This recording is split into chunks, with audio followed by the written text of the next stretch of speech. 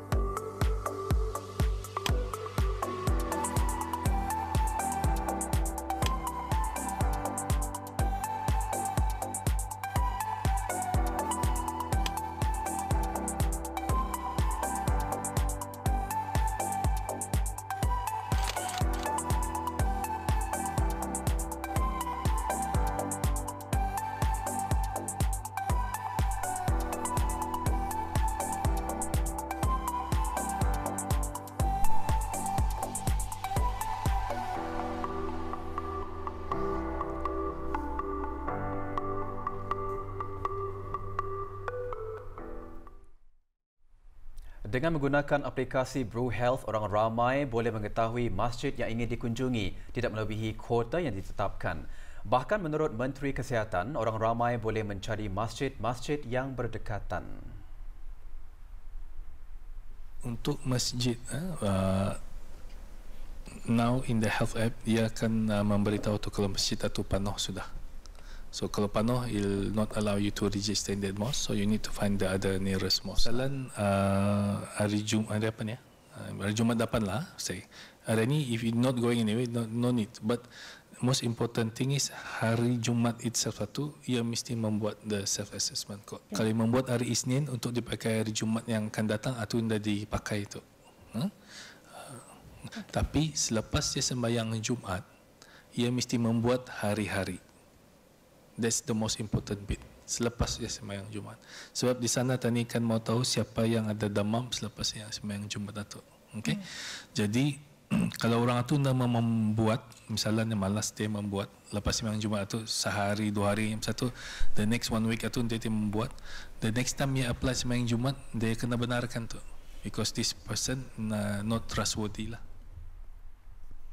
261 buah keluarga yang memerlukan bantuan di seluruh negara menerima sumbangan melalui program Ihsan Yayasan Sultan Haji Hassanal Bolkiah sempena bulan Ramadan. Bahan beritanya seketika nanti, teruskan bersama Berita Perdana.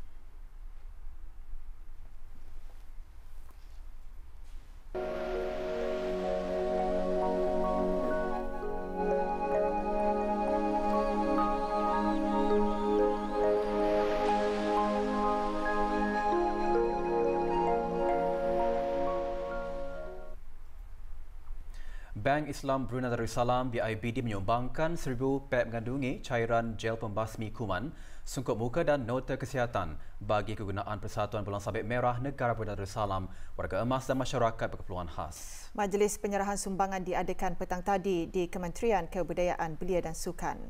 Sumbangan diserahkan oleh Awang Haji Minor Hadi bin Haji Mir Hassan, Timbalan Ketua Pegawai Operasi BIBD, kepada Yang Berhormat Major Jeneral Bersara Datuk Paduka Seri Haji Aminuddin Ehsan bin Pehin Orang Kaya Saiful Muluk, Datuk Seri Paduka Haji Abidin, Menteri Kebudayaan Belia dan Sukan. 500 pek daripada jumlah sumbangan diserahkan kepada Awang Haji Muhammad Suhaimi bin Haji Ibrahim yang di-Pertua Persatuan Bulan Sabit Merah Negara Brunei Darussalam. Manakala 500 pek selebihnya diserahkan kepada Pengiran Siti Rahmah binti Pengiran Haji Saleh, pemangku pengarah pembangunan masyarakat untuk diagih-agihkan kepada masyarakat sasaran yang terdiri daripada warga emas dan masyarakat berkeperluan khas di negara ini. 261 buah keluarga yang memerlukan bantuan di seluruh negara menerima sumbangan kewangan dan makanan melalui program Ihsan Yayasan Sultan Haji Hassanal Bolkiah sempena bulan Ramadan. Program Ihsan ini selaras dengan dasar pertubuhan Yayasan Sultan Haji Hassanal Bolkiah dalam memberikan pemedulian terhadap kebajikan dan kesejahteraan rakyat dan penduduk di negara Brunei Darussalam. Sumbangan melalui program Ihsan Yayasan Sultan Haji Hassanal Bolkiah bertujuan bagi membantu meringankan keperluan perbelanjaan golongan tersebut di bulan Ramadan supaya mereka dapat menjalankan ibadah puasa dengan sempurna dan memberikan keceriaan dalam menyambut Hari Raya Aidilfitri nanti. Seramai 117 buah keluarga terpilih di daerah Brunei dan Muara, 46 di daerah Blaid dan 54 di daerah Tutong, manakala di daerah Temburong seramai 44 buah keluarga terpilih bagi program Ihsan Yayasan tersebut. Para penerima sumbangan terdiri daripada kalangan penerima bantuan kebajikan Yayasan Sultan Haji Hassanal Bolkiah, penerima bantuan melalui jabatan-jabatan daerah, Kementerian Hal Ehwal Dalam Negeri dan penerima bantuan melalui Majlis Ugama Islam dan Pusat Dakwah Islamiah, Kementerian Hal Ehwal Ugama. Berikutan dengan pandemik jangkitan COVID-19 dan bagi memastikan keselamatan semua pihak, sumbangan melalui program Ihsan Yayasan Sultan Haji Hassanal Bolkiah akan diserahkan secara terus ke rumah-rumah penerima secara berperingkat-peringkat mulai hari ini dengan kerjasama beberapa agensi kerajaan yang berkaitan. Jabatan Perkhidmatan Awam Jabatan Perdana Menteri dengan ini memaklumkan bahawa ke bawah Duli Yang Maha Mulia Paduka Seri Baginda Sultan dan Yang di-Pertuan Negara Brunei Darussalam telah memperkenankan bagi Awang Haji Arifin bin Haji Jaya, Timbalan Juruukur Agong di Jabatan Ukur dinaikkan pangkat sebagai Juruukur Agong di Jabatan Ukur Kementerian Pembangunan. Kenaikan pangkat berkuat kuasa mulai 14 April 2020. Tuan Yang Terutama Dr. Sujat Miko, Duta Besar Istimewa dan Mutlak Republik Indonesia ke Negara Brunei Darussalam, berterima kasih atas layanan baik para majikan pekerja-pekerja Indonesia. Ucapan terima kasih itu terkandung di dalam satu video yang dikeluarkan oleh Pejabat Kedutaan Besar Republik Indonesia, Bandar Seri Begawan.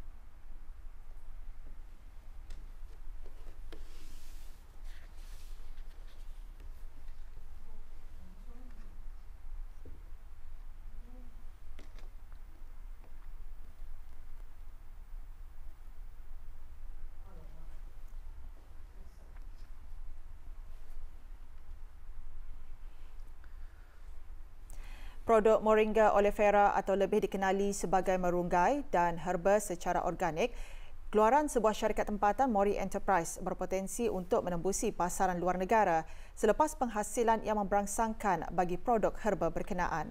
Dengan bantuan dan tawaran tapak dari Jabatan Pertanian dan Agri Makanan, Kementerian Sumber-Sumber Utama dan Pelancongan untuk memajukan lagi ladang tanaman dan buah-buahan di Kawasan Kemajuan Pertanian KKP Sinaut, Daerah Tutong, syarikat Mori Enterprise di bawah program Projek Rintis pada tahun 2016 terus menunjukkan perkembangan dan kemajuan yang memberangsangkan.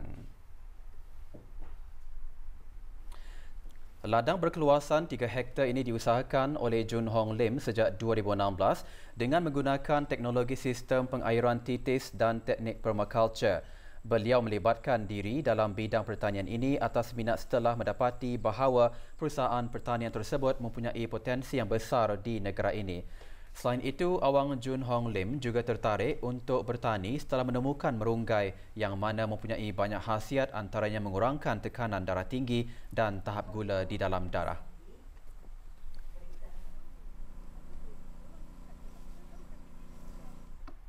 Moringa ini ada banyak manfaat kesihatan dan nutrisi yang baik dan saya ingin mengongsikan perkara ini kepada orang ramai. Kami telah menggunakan sistem permaculture, iaitu sistem yang sustainable dan organik yang tanpa pestisida dan kimia bahaya. Produk utama yang kami membuat ialah serbuk merunggai dari daunnya. Kami juga menanam pisang raja, pudina, dil, serai dan lain-lain. Hasil pengeluaran ladang pada tahun 2019 adalah sebanyak 1,700 kg. Setakat ini, produk syarikat sudah dipasarkan di beberapa buah pasar raya, restoran-restoran dan kedai tempatan di negara ini. Syarikat kami baru menghasilkan untuk dijual pada tahun 2019. Sampai masa ini, kami hasil kurang lebih 1,700 kilo. Waktu sekarang kami menjual serbuk merunggai, daun merunggai di Supersafe, Waho, Manggis, Farmgate dan kafe-kafe dan menjual produk segar macam pudina, dil, Warisan Utama Jaya dan One Station. Dalam mengembangkan lagi perusahaan ini, pihak kerajaan khususnya Kementerian Sumber-Sumber Utama dan Pelancongan melalui Jabatan Pertanian dan Agri Makanan telah banyak membantu dan mendukung usaha syarikat dalam mengusahakan projek tanaman mereka di mana cara penanaman dan produk tanaman syarikat ini merupakan sesuatu yang baru di negara ini. Dari segi khidmat nasihat dan pengetahuan yang diberikan oleh Jabatan Pertanian dan Agri Makanan, syarikat tersebut dapat melaksanakan kaedah pertanian permaculture dan pada masa ini sedang mengusahakan untuk mencapai piawaian bagi menembusi pasaran antarabangsa.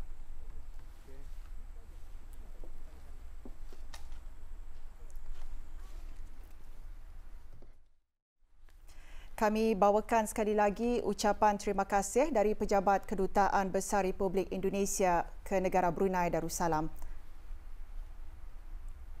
Ini atas nama bangsa Indonesia dan seluruh rakyat Indonesia yang ada di Brunei ingin menyampaikan ucapan terima kasih dan selamat tahniah kepada negara Brunei Darussalam, kepada kerajaan Brunei, kepada seluruh pihak yang ada di Brunei dalam menangani ancaman COVID-19 ini.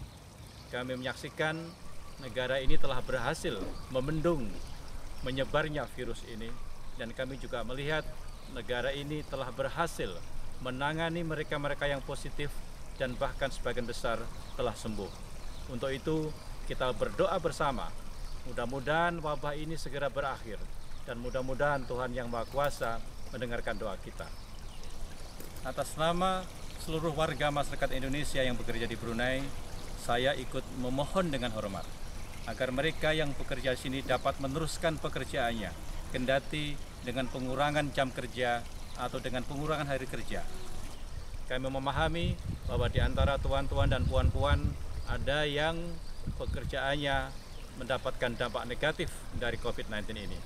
Kami memahami ada beberapa sektor bisnis yang memiliki guncangan dari keberadaan wabah ini.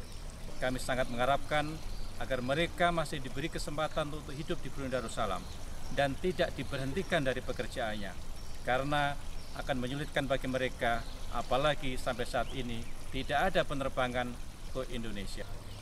Dalam kesempatan yang baik ini, sekali lagi kami atas nama pemerintah Indonesia dan atas nama seluruh warga masyarakat Indonesia yang tinggal di Brunei, ucapan terima kasih yang sebanyak-banyaknya, karena mereka masih dapat bekerja di negara ini dengan baik. Mereka masih dapat hidup di negara ini dengan baik. Demikian atas semua bantuan dan kebaikan hati tuan-tuan dan puan-puan semuanya, kami mengucapkan terima kasih sebanyak-banyaknya.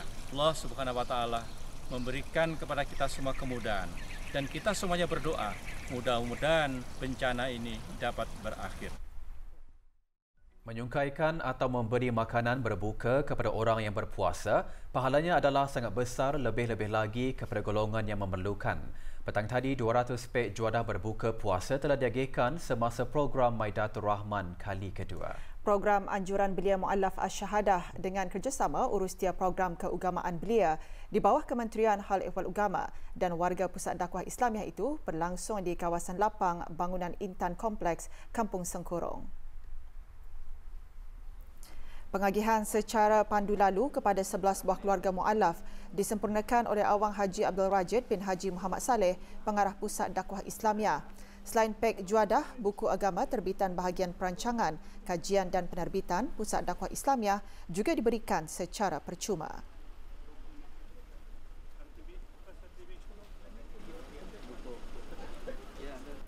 Program juga diteruskan dengan penghantaran ke 12 buah rumah keluarga mu'allaf. Program antara lain bertujuan untuk membimbing, menyantuni dan memberi sokongan kepada para mu'allaf dan keluarga mereka serta masyarakat sekitar.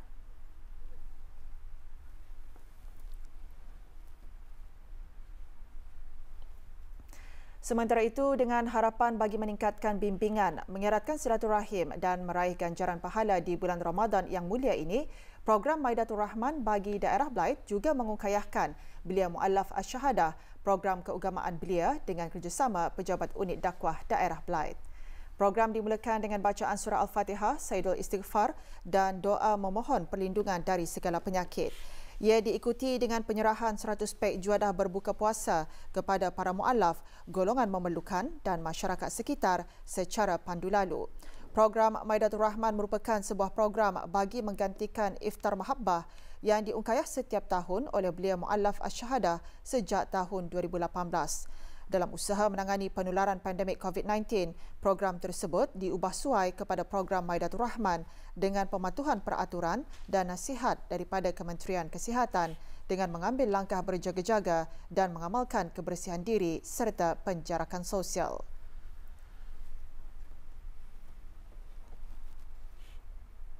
$600 bekas kecil berisi bubur kacang diagihkan kepada orang ramai pada majlis pengagihan bubur kacang kemarin. Majlis dikenalikan oleh Ahli Jawatan Kuasa Takmir dan Muslimah Masjid Rancangan Perumahan Negara Bukit Beruang Tutong. Pengagihan secara pandu lalu di pekarangan kawasan masjid berkenaan disempurnakan oleh Awang Haji Masri bin Haji Muhammad, Pegawai Halal Masjid Daerah Tutong. Pengagihan bubur kacang tersebut diagihkan kepada penduduk di kawasan Rancangan Perumahan Negara Bukit Beruang dan sekitar kawasan kampung berkenaan. Bersedekah adalah amalan yang terpuji dan sangat dianjurkan di dalam Islam. Antara keistimewaan bersedekah dapat melatih jiwa seseorang untuk sentiasa melahirkan rasa syukur, menanamkan rasa keinsafan kepada diri manusia selain dapat mewujudkan keberkatan dalam harta yang dimiliki di samping melahirkan rasa belas kasihan dan rasa tanggungjawab sesama manusia.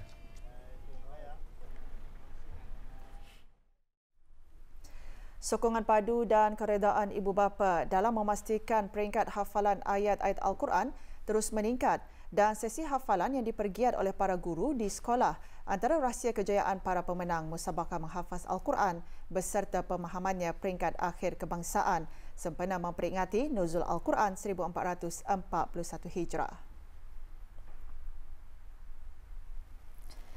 Peningkatan penyertaan musabaqah tahun ini sangat ketara iaitu seramai 352 orang berbanding 262 orang pada tahun lalu.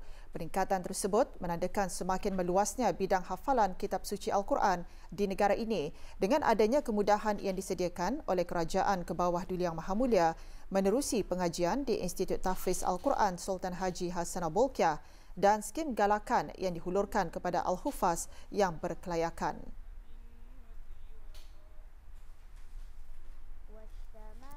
Johan bagi kategori A menghafaz surah-surah pilihan dari juz 30 iaitu surah Al-Mutaffifin, surah Al-Insyiqaq, surah Al-Buruj, surah At-Tariq, surah Al-A'la, surah Al-Ghashiyah, surah Al-Fajar, surah Al-Balad, surah Asy-Syam, surah Al-Lail, kompilasi surah-surah lazim bermula dari surah Ad-Duha hingga surah An-Nas beserta pemahaman surah An-Naba, surah An-Nazi'at, surah Abasa, surah At-Takwir dan surah Al-Infitar bagi yang berumur 13 tahun ke bawah tahun ini.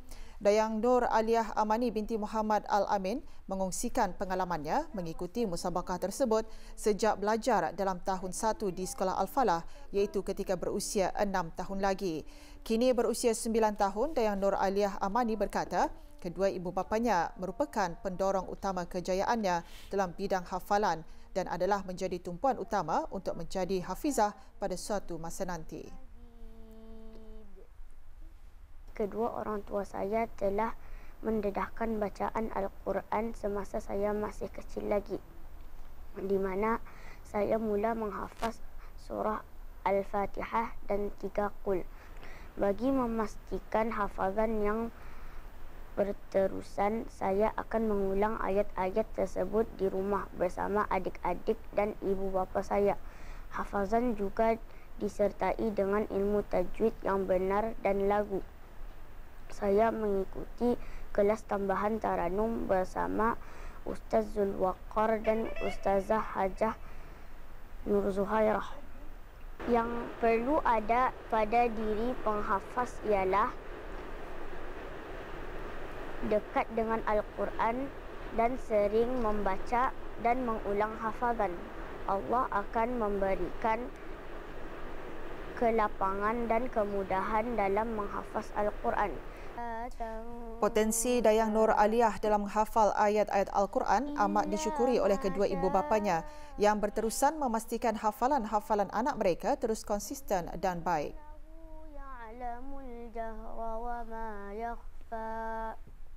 Memang dari kecil lagi Nur Aliyah ni memang ada menunjukkan rasa minat dalam membaca Al-Quran itu.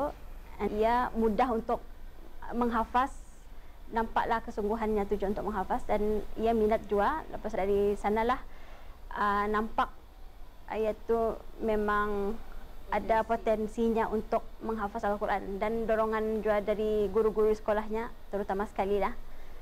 Diorang yang mendedahkan dia lagi kepada menghafaz Al-Quran itulah.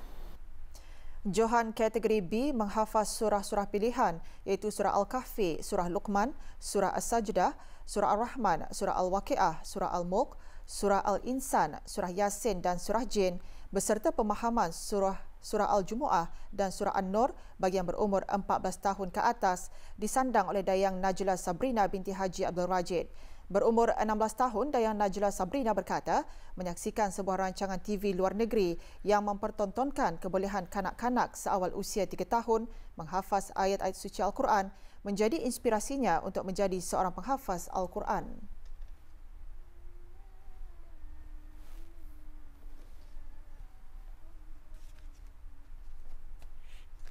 Sebagai penghafaz tentulah ada cabaran, dan bagi saya salah satu cabarannya ialah kadangnya ada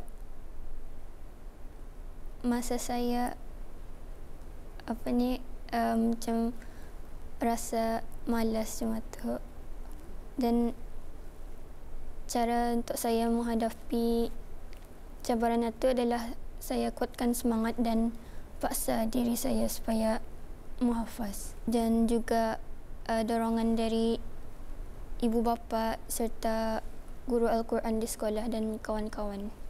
Perlu ada minat dalam diri orang yang ingin menghafaz itu. Kemudian perlu juga ditasmik hafazan itu oleh guru Al-Quran yang berpengalaman. Kemudian sebelum menghafaz itu, kalau boleh baca dulu ia punya makna supaya hafazan itu kekal dan mudah untuk dihafaz. Mula-mula ia memang susah, tapi kalau istiqamah dibuat, sentiasa dilakukan, makin senang dia. Sementara itu, menurut ayahnya, Awang Haji Abdul Rajid bin Haji Muhammad Saleh, setiap penghafaz pastinya bermula dengan minat. Seterusnya, sokongan dan dorongan daripada ibu bapa turut memainkan peranan yang penting selain dari disiplin waktu, khususnya untuk mengulang tasmik.